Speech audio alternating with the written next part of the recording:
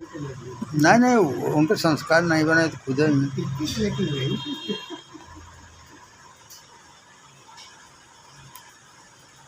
सुना, अच्छी किताब हो।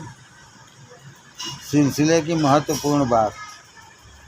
प्रश्न, इस सिलसिले की महत्वपूर्ण बात क्या है? बीमारी आदि में उनके सेवक तक की याद करने पर गुरुजन क्यों या कैसे कृपा करते हैं? इस सिलसिले की महत्वपूर्ण बात क्या है? बीमारी आदि में उनके सेवक तक की याद करने पर गुरुजन क्यों या कैसे कृपा करते हैं? उत्तर, यह हमारे सिलसिला आलिया की खूबी और हमारे गुरुदेव व पूर्व गुरुजनों की शफ़क़त, दया, कृपा और मोहब्बत है कि जंजीर का एक सिरा हिलाने से सारी जंजीर हिल जाती है और काम बन जाता है। जो बातें बुजुर्गों के वाक़या में दर्ज है या उपनिषदों और शास्त्रों में लिखी हैं, वह प्रत्यक्ष रूप में इस कलयुग में देखने और सुनने को मिल रही है। तेरी दया का हे दया निधान, हम कैसे शुक्रिया अदा करें। मोरे मन प्रभु अस विश्वासा, राम ते अधिक राम कर दासा। निस्बत। प्रश्न, निस्बत के क्या मायने हैं? सूफियों में इसका क्या महत्व है? निस्बत के लफ्ज़ी मायने में तो संबंध, लगाव या ताल्लुक़ से है, परंतु निस्बत के मायने निष्ठा के भी हो सकते हैं। सूफियाए एकराम में अलहदा फ़िरक़ों में अलहदा निस्बत है। फुकरा फ़कीरों में कलंदर का बहुत बड़ा दर्जा होता है। फ़कीरों में कलंदर का बहुत बड़ा दर्जा होता है। किसी को निस्बत जज आकर्षण की होती है, किसी को सलूक आचरण की। मज्जूब तन्मय फ़कीर सालिक से मिलना पसंद नहीं करता है। मज्जूब फ़कीर सालिक से मिलना पसंद नहीं करता है। इसी तरह पर एक तरह के निस्बत वाला दूसरी तरह के निस्बत वालों से मिलना पसंद नहीं करते। नक्शबंदी बुजुर्ग अलबत्ता हर निस्बत के लोगों से मिलते हैं और अपना तसर्रुफ़ भी हर तरीक़ और गिरोह के सूफियों में फरमाते हैं, बल्कि इजाज़त भी हर गिरोह और फ़िरक़ा को दे सकते हैं, क्योंकि इस तरीक़े के बुजुर्ग हज़रत शेख अहमद साहब मुजद्दिद अल्फसानी रहमतुल्लाह अलैह को जमीय संपूर्ण ख़ानदानी की खिलाफत, प्रतिनिधित्व व कमालात बहुत से गुण हासिल हैं। खिलाफत तरीक़ नक्शबंदिया की हज़रत ख्वाजा बाक़ीबिल्लाह रहमतुल्लाह अलैह से पहुँची। खिलाफत तरीक़ नक्शबंदिया की हज़रत ख्वाजा बाक़ीबिल्लाह रहमतुल्लाह अलैह से पहुँची। तरीक़ कादरिया की खिलाफत शाह सिकंदर भारत में रहमतुल्लाह अलैह से प्राप्त हुई। तरीक़ कादरिया की खिलाफत शाह सिकंदर रहमतुल्लाह अलैह से प्राप्त हुई। तरीक़ चिश्तिया व तरीक़ सोहरावर्दिया की खिलाफत अपने वालिद बुजुर्गवार हज़रत अब्दुल अहद खुसरू से हासिल हुई। इसी तरह पर हज़रत मौलाना याकूब चरखी रहमतुल्लाह अलैह से उनकी तरीक़ की खिलाफत हासिल हुई। और भी ख़ानदानों की खिलाफत आपको हासिल थी जो बयान से बाहर है। हर ख़ानदान की निस्बत जुदागाना है। जो जिस देवता का इष्ट रखता है या जिस महापुरुष के ज़ेर कदम है, उसकी निस्बत उससे मिली है, बशर्ते कि वह उसका ठीक अमली और पैरोकार है। कुछ बुजुर्ग अपनी निस्बत के अलावा और किसी निस्बत के बुजुर्गों से वह चाहे जितना बुजुर्ग हो मिलना पसंद नहीं करते। कुछ बुजुर्ग अपनी निस्बत के अलावा और किसी निस्बत के बुजुर्ग से वह चाहे जितना बुजुर्ग हो मिलना पसंद नहीं करते। जिस तरह पर शैवी, वैष्णवी व शक्ति की निस्बत रखने वाले हिंदुओं में अपना अपना अलग अलग रंग ढंग है। उसी तरह मुस्लिम सूफियों का हाल है। श्री हनुमान जी महाराज का इष्ट करने वाला शक्ति उपासक से मिलना हरगिज पसंद नहीं करता। श्री हनुमान जी महाराज ऐसे शख्स से मिलना पसंद नहीं करते जो भगवान राम का उपासक न हो, वगैरह वगैरह। इसी तरह पर औरों का हाल है। तरीक़ नक्शबंदिया में निस्बत उसकी पुख्ता समझी जाती है जो खुदा और रसूल पर ईमान रखता हो और शरअ का पाबंद हो। हज़रत मुजद्दिद अल्फसानी कुद्दसरुहु अल्लाह ताला से मोहब्बत बवस्सुल अपने पीर के रखता हो और उनकी हिदायत की पाबंदी रखता हो, लेकिन आजकल यह बहुत मुश्किल है। अगर वह दरअसल में अपने पीर में फना रहना भी जानता हो और फना हो तो उसकी निस्बत मजबूत समझी जाएगी।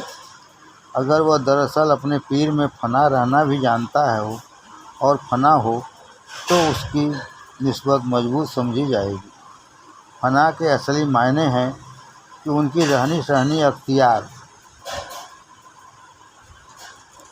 करना और जो उनका एतकाद, पक्का विश्वास और ईमान हो वैसे ही रहता है। कौलन फैलन अमलन और एतकादन पिराने उस जाम की पैरवी करना तो बहुत मुश्किल है, लेकिन नीयत ही रखता हो तो बनिस्बत ही समझा जाएगा, बानिस्बत समझा जाएगा। दरअसल सच्ची मायने में बैयत हो गया है, रस्मी नहीं। दरअसल सच्चे मामले में बैयत हो गया है, रस्मी नहीं, तो वह बानिस्बत है। जो शख्स अपने आप को अपने गुरु के ख़ानदान का एक सदस्य समझता है और खलीफा है, तो उस ट्रस्ट को और ख़ानदान की प्रतिष्ठा को समझता है और उसके मुताबिक कौलन फैलन अमलन और एतकादन कायम रहता है। वह कोशिश करता है तो बानिस्बत और ईमानदार शुमार किया जाएगा। निस्बत मजबूती, पुख्तगी व एतकाद और सही अमल पर मुनहसर है। बजाता चैन की बंसी अपने पीर के दम पर, राम किन चाहे सोई होई, करे अन्यथा अस नहीं कोई। गुरु से कुछ न दुराइए, गुरु से झूठ न बोल, बुरी भली खोटी खरी, गुरु आगे सब खोल।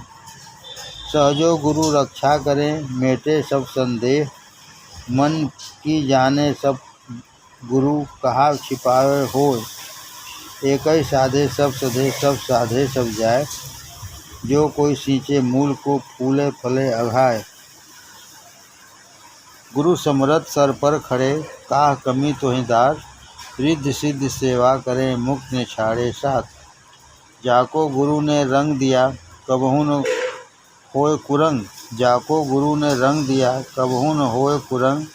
गुरु की स्तुति कहाँ लो कीजे, बदला काह गुरुन को दीजे। गुरु की वंदना करी न जाई, मन में उपजत है सकुचाई। इन नयनन जिन राम दिखाए, बंधन कोट काट मुक्ताए। अभय दान दीनन को दीने, देखत आप सरीखे कीन्हे। गुरु की कृपा अपरंपारे, गुण गावत सभी रसना हारे। मौन गहूँ स्तुति का करूँ, बार बार चरणन सिर धरूँ। सीखने वाली चीज़। डॉक्टर श्री कृष्ण लाल साहब कहते थे कि हमने जनाब लाला जी साहब से कुछ नहीं सीखा। वह सीखने वाली चीज़ क्या है?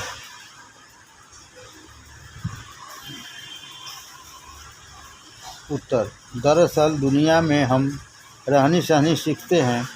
सीखना सिर्फ यह है कि अपने आप को भूल जाए, यानी अपना होश ही न रहे। कौतुक को भगवान की लीला समझे, असलियत नहीं। जेहि चाहे तेहि देहि जनाई, जानत तुम्हें तुम्हें होई जाई। दुनिया में दो तरह के तालिब तलाश करने वाले होते हैं। तालिबे दीन व तालिबे दुनिया।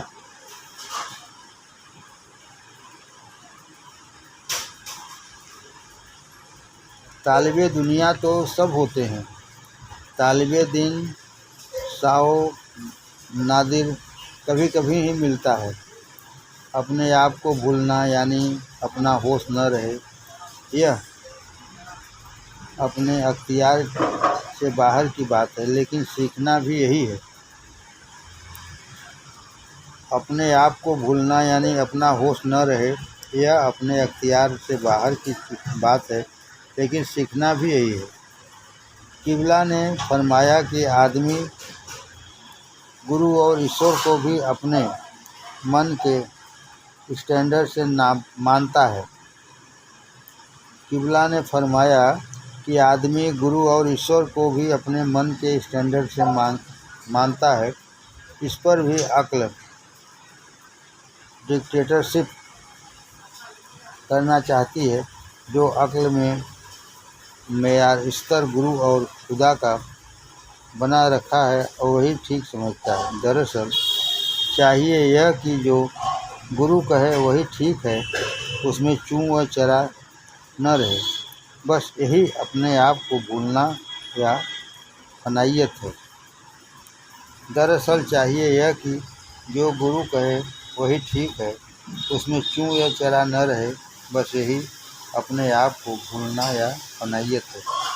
इसकी मिसाल यह है कि एक पंडित जी जनाब किबला लाला जी साहब के यहाँ रहते थे और मुरीद भी थे। शाम के वक्त कुछ झुटपुटा अंधेरा सा था कि जनाब लाला जी साहब ने ज़ोर से कहा कि गाय की बछिया छूट गई है। इतना सुनते ही पंडित जी फ़ौरन दौड़ पड़े और काफ़ी देर तक बछिया पकड़ने के लिए दौड़ते रहे। जब वह पकड़ में आई तब मालूम हुआ कि यह तो गदहिया का बच्चा है। यह देखकर उसको छोड़ दिया और आवाज़ दी कि यह बछिया नहीं है, गधी का बच्चा है। उस पर किबला ने आवाज़ दी कि नहीं, बछिया है। वो आँखों से देख लिया था यकीन के साथ कि गधी का बच्चा है, लेकिन फिर गुरु की बात का यकीन करके और अपने चश्मदीद शहादत को गलत समझकर फिर से उसको पकड़ने के लिए दौड़ पड़े। वह उसके पीछे पीछे भागने लगे। कुछ देर बाद किबला ने फरमाया कि अपनी बछिया तो अपनी जगह पर मौजूद है, तब वापस आए। इस पंडित जी के और भी बहुत से वाक़यात हैं। एक मर्तबा अलसुबह एक पड़ोसी मुसलमान साहब किबला के पास हाजिर हुए और कहा कि मेरी बीवी का इंतकाल हो गया है, कफन वगैरह का कुछ बंदोबस्त नहीं है, 10 रुपये कर्ज दे दीजिए। किबला के पास भी कुछ न था। अंदर गए और मस्तूरात स्त्रियों से कहा कि इसका इंतज़ाम होना चाहिए, किसी के पास हो तो दे दो, मैं वापस कर दूंगा। इधर यह इंतज़ाम कर रहे थे, उधर पंडित जी ने अपनी पत्नी से जेवर लेकर और गिरवी रख कर 10 रुपये उनको दे दिए। जब किबला ने 10 रुपये का इंतज़ाम कर दिया तो उनके पास भेजे। उन्होंने यह कहकर वापस कर दिए कि अभी अभी आपका एक आदमी 10 रुपये दे गया है, अब ज़रूरत नहीं है। तब किबला को मालूम हुआ कि पंडित जी ने बीवी का जेवर गिरवी रख कर दे दिए हैं। इन पंडित जी का किबला के सामने उन्हीं के मकान में विशाल हुआ और सतलोकवासी हुए। ईश्वर व हमारे बीच पर्दा। प्रश्न: ईश्वर और हमारे बीच क्या पर्दा है? दर्शन कब और कैसे होता है? ईश्वर का बंदा कैसे बने? लाख लाख शुक्र है उस मालिक का जिसने ऐसे गुरु के मुतवर्रिक पवित्र कदमों में पहुंचा दिया। आमीन। उत्तर: ईश्वर आपकी दुआ कबूल फरमावे और पीराने उज्जाम के तुफैल अपना बंदा बना ले। आमीन। हमको ईश्वर से जुदा करने वाला अहंकार है। हमको ईश्वर से जुदा करने वाला अहंकार है जो बुद्धि से पैदा होता है। इंडिविजुअल से जो अहंकार पैदा होता है उसको खुद ही कहते हैं। इंडिविजुअल से जो अहंकार पैदा होता है उसको खुद ही कहते हैं। यही खुदा से जुदा करता है। यह एक नुक्ता है जो उर्दू भाषा के में नीचे लगाने से जुदा होता है और ऊपर लगाने से खुदा होता है। ज से जुदा और ख से खुदा। इसी खुदी की जद विपरीत दीनता है। यह सबसे आखिरी मुकाम है, इंतहाई कुर्ब सामीप्य। इसी मुकाम पर हासिल होता है। भगवान दीनबंधु हैं, दीन दयाल हैं, दीनानाथ हैं। लिहाजा सेवक से विभाव बिन दीन बने हासिल हो ही नहीं सकता है। गर्भाधार ईश्वर ही अहंकार के दुश्मन व दीनों के नाथ हैं। गर्भाधार माने ईश्वर ही अहंकार के दुश्मन व दीनों के नाथ हैं। अतः हमको दीन बनना है। पैदाइश आलम संसार की उत्पत्ति प्रकृति से मालिक के इशारे पर हुई। पैदाइश आलम संसार की उत्पत्ति प्रकृति से मालिक के इशारे पर हुई। मन, तन, मात्रा और इंद्रियां पैदा हुई हैं।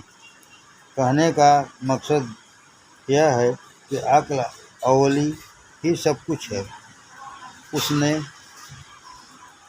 यूनिवर्स ब्रह्मांड की रचना की।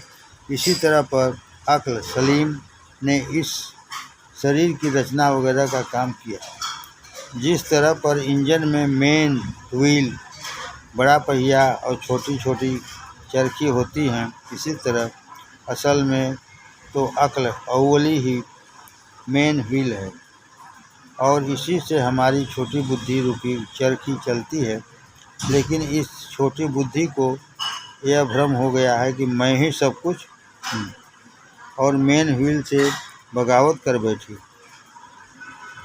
जब वह पट्टी जिसके कनेक्शन की वजह से यह चल रही थी अलहदा हो जाती है तो फिर खड़ी रह जाती है, कुछ नहीं कर सकती। इसी तरह जब बड़े पहिए की भी पट्टी उतर जाए तो भी छोटी चरखियाँ कुछ नहीं कर सकती। यही हाल छोटी बड़ी बुद्धि का है जो भगवान की मर्जी के खिलाफ कुछ नहीं कर सकती। इसके कहने का मकसद यह था कि जैसा स्वामी राम तीर्थ ने कहा है, अक्ल वक्ल नहीं चाहिए मुझे पागलपन दरकार। अक्ल वक्ल नहीं चाहिए मुझे पागलपन दरकार। जब अक्ल मौजूद है अहंकार भी किसी न किसी रूप में रहेगा। लिहाजा वह अगर दीनता के रूप में आ जावे तो काम बन जावे। और दरअसल में यही सच्चा ज्ञान और यही पराभक्ति और कर्म योग का रहस्य है। इसी को भगवान श्री कृष्ण ने गीता में सर्वधर्म परित्यज्य कहकर समझाया है। अब यह कैसे हासिल हो, क्योंकि हमारे यहाँ प्रमाणवाद है। मुफ्त प्रैक्टिकल प्रत्यक्षवाद पहले कर दिया जाता है। इसके लिए ऋषियों ने एक बात मुख्य रखी कि गुरु के आदर्श में ईश्वर का साक्षात्कार, गुरु को अपना सर्वस्व समझकर उसको अपना सर्वस्व अर्पण कर दो।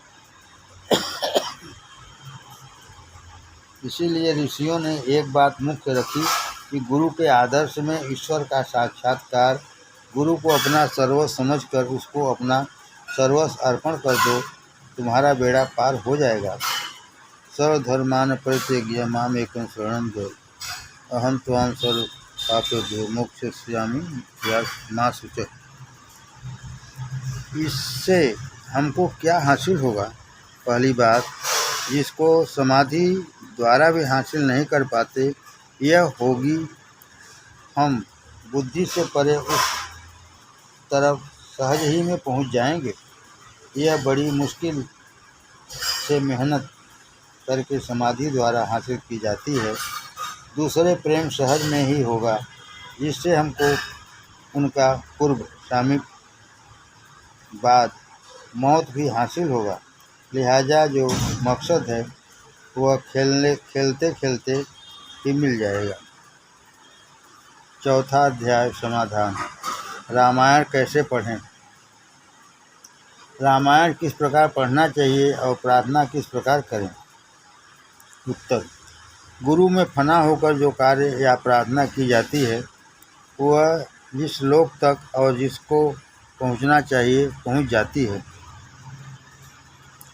बकिया जो पूजा बिना गुरु के ही की जाती है वह इस तरह पर है: खत लिखा और लिफाफा पर पता लिखा, लेकिन मुकाम या डाकखाना लिखना भूल गए।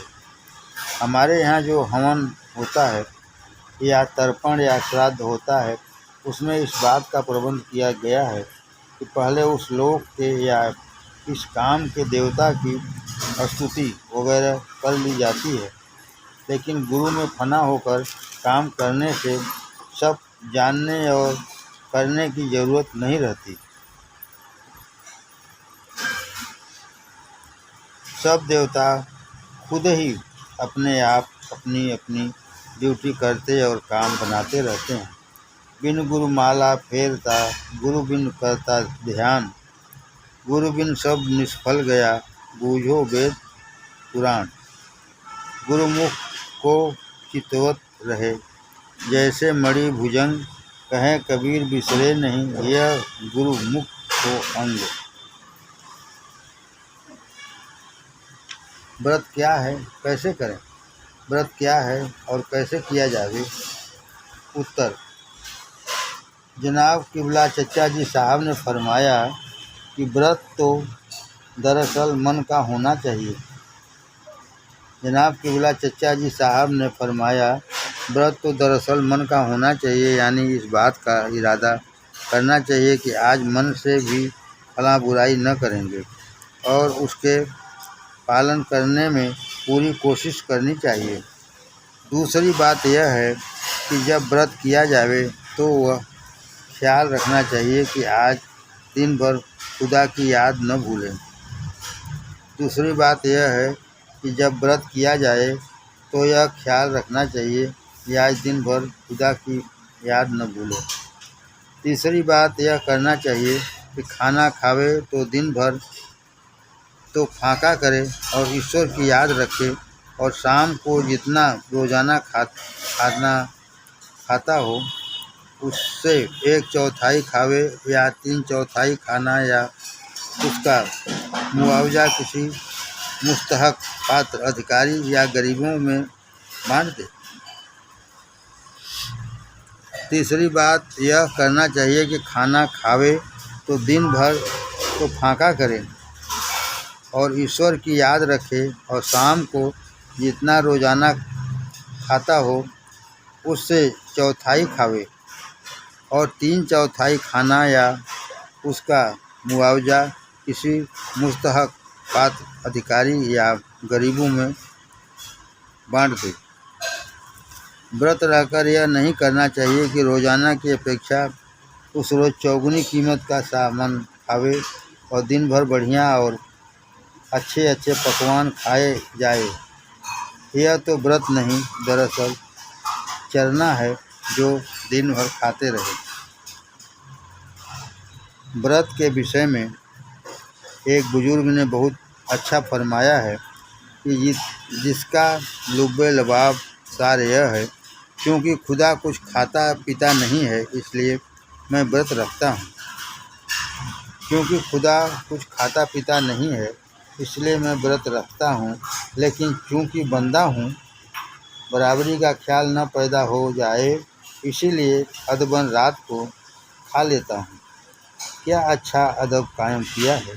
गोया व्रत रखने में भी वजह पैरवी खुदा है और खाना खाने में भी अदब खुदा है। शांति पाठ कैसे करें? प्रश्न: शांति पाठ कैसे किया जाता है? उत्तर: एक तरफ मर्द और एक तरफ औरतें बैठ जाएं। एक तरफ मर्द और एक तरफ औरतें बैठ जाएं। ओम शांति का जाप 70,000 बार करना होता है। एक आदमी गिनती करता जाए और बाकी सभी दानों पर जप करते रहें।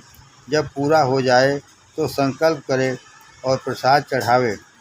हो सके तो जिस रोज़ शांति पाठ या फातिहा वगैरह करे तो रात को व्रत रख ले और जब तक फातिहा न हो जाए कुछ खाए नहीं। यह बात सबके लिए नहीं है जिनको मौजू ठीक पड़े, क्योंकि किसी किसी को खुश्की हो जाती है, उसको नहीं करना चाहिए। यदि गिनती 70,000 से ज़्यादा हो जाए तो कोई हर्ज नहीं है। यदि गिनती 70,000 से ज़्यादा हो जाए तो कोई हर्ज नहीं है। प्रसाद चढ़ाने के समय पूजा में सभी को बैठना चाहिए। उसके बाद प्रसाद बांटा जाए। दोस्त के साथ व्यवहार। दोस्त के साथ कैसा व्यवहार रखना चाहिए? उत्तर: माफ़ कीजिएगा, बतामील हुक्म तहरीर करता हूँ कि आप मेहरोत्रा के मुतालिक क्या ख्याल करते हैं। उसका इजहार आपकी तहरीर में मौजूद है। यानी दोस्त मेरे इशारा करने के मतलब को आप अब शायद अच्छी तरह समझ लेंगे। जिससे हम मिलें, जिसकी हम खिदमत करें वगैरह वगैरह, वहाँ अपना पद सेवक का न भूलें।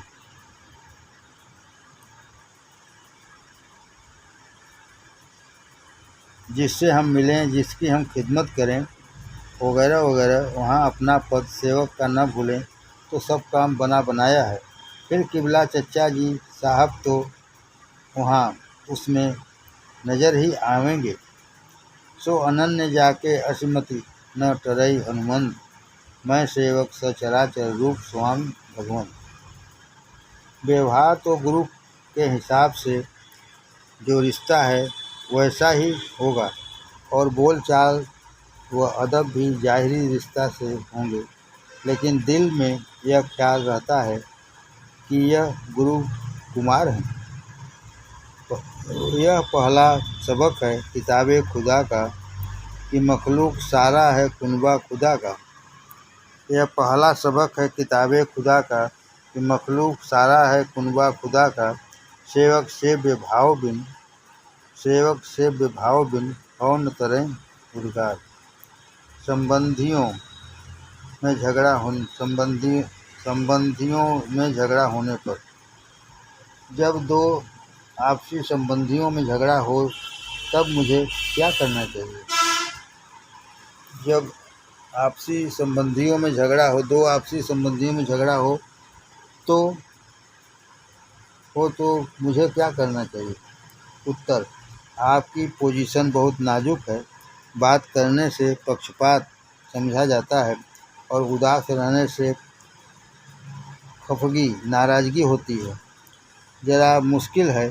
यदि हो सके तो बजाय कुछ कहने के ज़ोर ज़ोर से या आहिस्ता आहिस्ता जैसा बन पड़े जो झगड़ा करे उसके लिए आशीर्वाद और दुआ करना शुरू कर दें। यह उस वक्त से होना चाहिए जब दिल में ख्याल पैदा हो या मुख बेजा कर रहा है। परमात्मा से दुआ करते रहना कि भगवान उनको सद्बुद्धि दे। मेरी समझ में तो इसका कोई कसूर नहीं है, लेकिन अगर कोई भी कसूर इसका समझा जावे तो हे परमात्मा, तू इसको माफ़ कर दे और इसको दीन व दुनिया में खूब खुशहाल रख। इसकी तंदुरुस्ती ठीक कर दे और इसकी उम्र को दराज कर दे। यह खूब फले फूले और नेक मिजाज व बाइखलाफ बने। आमीन। दावत में खाने से नुकसान। जब मैं दावत खाता हूँ तो मेरी हालत ख़राब हो जाती है। क्या दावत खाने से नुकसान होता है? इसका क्या इलाज है? उत्तर: किबला ने फरमाया 3 बातें हैं जिनसे नुकसान होता है: गैर का भोजन, गैर का बिस्तर, गैर की सोबत। इसका इलाज भी उन्होंने यह बताया। किबला ने फरमाया 3 बातें हैं जिनसे नुकसान होता है: गैर का भोजन, गैर का बिस्तर, गैर की सोबत। इसका इलाज भी उन्होंने फरमाया। खाना ईश्वर आधीन करके गुरु में फना होकर प्रसाद समझकर खाए, उसके बाद व्रत रखे। ईश्वर आधीन करके गुरु में फना होकर प्रसाद समझकर खाए, उसके बाद व्रत रखे। बिस्तर गैर के बिस्तर में लेटना सबसे ज़्यादा नुकसान करता है। गैर के बिस्तर में लेटना सबसे ज़्यादा नुकसान करता है। जनाब किबला लाला जी साहब ने किबला चचा जी साहब को इसके लिए मना कर दिया था। एक दफ़ा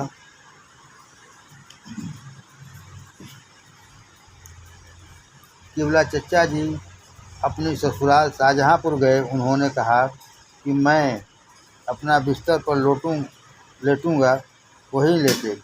उनके यहाँ कई कालीन रखे थे, वे बिछाने के लिए लाए, आप उन पर नहीं लेटे, खरारी खाट पर लेटे रहे। ससुराल वाले रईस आदमी थे, उनकी बड़ी बदनामी रही, लेकिन किबला ने गुरु के हुक्म के मुकाबले किसी की एक बात नहीं सुनी। तीसरा, सोहबत। गैर की सोहबत का इलाज यह है, इससे कई गुना ज़्यादा बराबर कई दिन तक सोहबत पीर में रहे। गैर की सोहबत का इलाज है कि इससे कई गुना ज़्यादा बराबर कई दिन तक सोहबत पीर में रहे। अगर जाहिर तौर पर न हो तो ख्याल रहे, और सोहबत गैर में अगर मजबूरन रहना पड़े तो सफ़र दर वतन खिलवत दर अंजुमन रखे। सत्संग में दीगर बातें करना।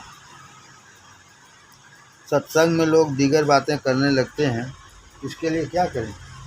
उत्तर, वाकई सत्संग में हम लोग गुरु से प्रेम और ईश्वर की याद करने को जमा होते हैं, लेकिन बेहदा गुफ्तगू, गीला, ऐब, बीनी, बुराई करना वगैरह वगैरह बातों को करने लगते हैं, और इसमें मन दिलचस्पी लेने लगता है। यह सब बंद होना चाहिए। लिहाजा इसके लिए अगर आप पसंद फरमावें तो मौका इसको फ़ौरन ही बंद करा दिया कीजिए।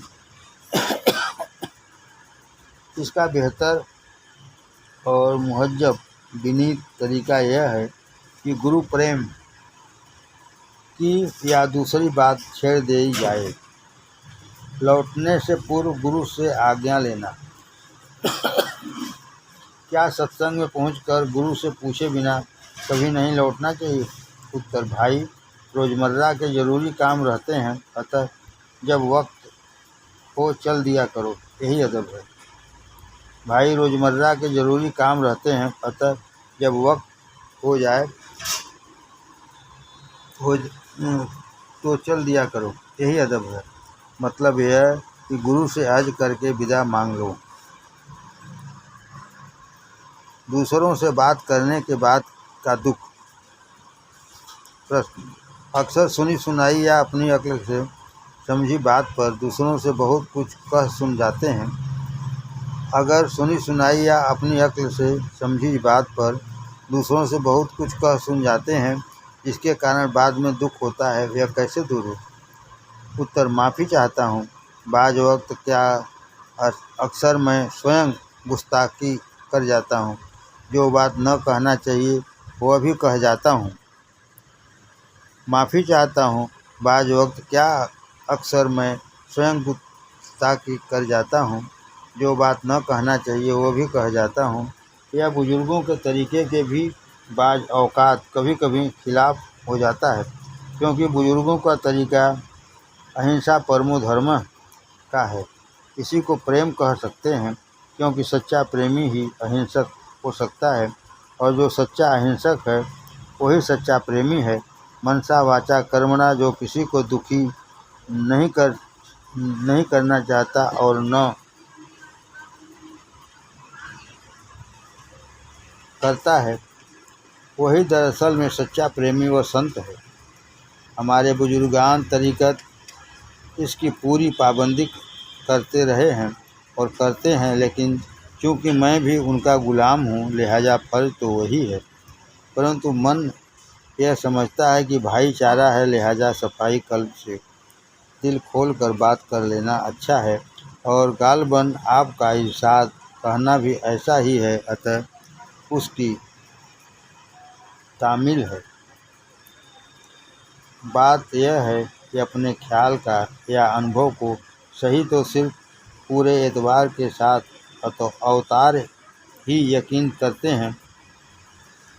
बकिया भक्त लोग सुबह ही में रहते हैं और यहाँ तो हम दोनों में से कोई भी नहीं है। 3 में न 13 में मृदंग बजावे डेरा में वाली कहावत है। फिर ऐसी बात जिसका खुदा यकीन न हो दूसरे से कहना मुनासिब नहीं। लिहाजा आप मेरी कही बात को अपने तजुर्बे वगैरह से तौल कर नाप लिया करिए। यह सब तो यूँ ही गुमताड़ावादी बाजी ज़्यादातर रही है। अकली गद्दे लगाया करता हूँ। दुनिया में कुदरती सिद्धांत यह है कि देने और लेने का मामला जाने अनजाने हमेशा चलता रहता है। लिहाजा कोशिश व तौफीक पिलाने उद्यम यह होना चाहिए कि अच्छाई दे, अच्छाई ले। अपनी व दूसरे की बुराई को झाड़ पोंछ कर साफ कर दे। जब साधु का हंस का दर्जा होता है तभी विवेक की शक्ति जागृत होती है। उस वक्त क्षीर और नीर को अलग अलग करके हंस सिर्फ क्षीर ही पीता है। अगर नीर पी लिया तो हंस के दर्जे से गिर गया। भगवान ने दुनिया को गुण और दोष की मिलौनी से बनाया है। जड़ चेतन गुण दोषमय विश्व किन्न करतार। संत हंस गुण गने कहें पय परिहें वारि विकार। संत की तारीफ यह है कि वह विवेक पूर्वक गुण सबके ग्रहण करता है। जब यह बात उसमें स्वाभाविक हो जाती है तब वह परम संत हो जाता है। आमतौर पर दुनियादार शैतान की पैरवी करते हैं, लेकिन संत होते ही वह नो पार्टी मैन हो जाता है। न तो वह गवर्नमेंट यानी ट्रेजरी बेंच में बैठता है और न अपोजिशन में। असेंबली की प्रोसीडिंग को प्रेसिडेंट या चेयरमैन की हैसियत से कंडक्ट करता है और उससे सब खुश रहते हैं। गुरु महाराज कृपा करें और दुआ कीजिए मुझ में भी यह बात पैदा हो जावे और खुदा करे आप में भी। गुरु की सेवा करने का रस बड़ी अच्छी बात है, लेकिन इससे भी बढ़कर एक बात उनके हुक्म की तामील है और उनकी मर्जी में राजी रहना। गुरु की सेवा करने का रस बड़ी अच्छी बात है, लेकिन इससे भी बढ़कर एक बात उनके हुक्म की तामील कर है और उनकी मर्जी में राजी रहना। हारिए न हिम्मत बिसारिए न राम नाम, जाहि विधि राखे राम ताहि विधि रहिए। तात्पर्य यह है कि जो काम हमारे सुपुर्द कर दिया है उसको उसी समय उसी का समझकर उन्हीं की दी हुई शक्ति से उनकी मर्जी के मुताबिक जिससे वह खुश रहें काम करना और खुश रहें। मानसिक पूजन किस प्रकार करना चाहिए? मानसिक पूजन करने का पहला तरीका यह है कि ऐसा ख्याल करें कि मैं गुरु में फना हो गया हूँ। अपना जो कुछ भी काम करे गुरु महाराज का समझे। मसलन कुल्ला वगैरह जो भी स्वयं करे समझे कि गुरु महाराज ही कर रहे हैं। दूसरा तरीका यह है कि यह ख्याल कर लेते हैं कि हम और गुरु जी दो ही आदमी हैं, उनके साथ कहीं बाहर गए हैं और उनका सब काम हमको ही करना है। लिहाजा वक्त पर सब काम ख्याल से करते जाते हैं और रात को सुला देते हैं। अपनी चारपाई भी उनके पास समझ लेते हैं और फैज लेते हुए सो जाते हैं। समाधि पर क्या हालात होते हैं? उत्तर: बुजुर्गों की समाधि पर जाने से अपनी हालत तेज हो जाती है और साफ साफ नज़र आने लगती है और किसी किसी की हालत सुकून व शांति की रहती है। पहले साहब जज्बी और दूसरे साहब सलूकी कहलाते हैं। आखिरी यानी सुलूकी में आदाब सोहबत भी है और पहली में इसकी कमी होती है, या यूँ कहिए कि आखिरी में गुरु प्रेम ज़्यादा है। बंदे का मालिक से प्रेम। प्रश्न, बंदा का मालिक से प्रेम करना क्या है? खिदमत, और इससे भी उसको कुर्बो करीब समीपता हासिल होती है। कि बंदा का मालिक से प्रेम करना क्या है? खिदमत, और इससे ही उसको कुर्बो करीब समीपता हासिल होती है। अच्छे या खराब ख्वाब। ख्वाब अच्छे होते हैं या खराब? बुजुर्गों ने एक नुस्खा रखा है कि हर ख्वाब को अच्छा ख्याल करना चाहिए। अगर सुबह हो कि खराब है, सुबह हो तो खराब है, तो एक माला दरूद शरीफ की पढ़कर उसका सवाब अपने गुरु महाराज को अर्पण कर दे और यह यकीन कर दे कि इसका बद खराब असर जाता रहे। बुजुर्गों ने ख्वाब अच्छे होते हैं या खराब? बुजुर्गों ने एक नुस्खा रखा है कि हर ख्वाब को अच्छा ख्याल करना चाहिए और अगर सुबह हो कि खराब है तो एक माला दरूद शरीफ की पढ़कर उसका सवाब अपने गुरु महाराज को अर्पण कर दे और यह यकीन कर ले कि इसका बद खराब असर जाता रहा।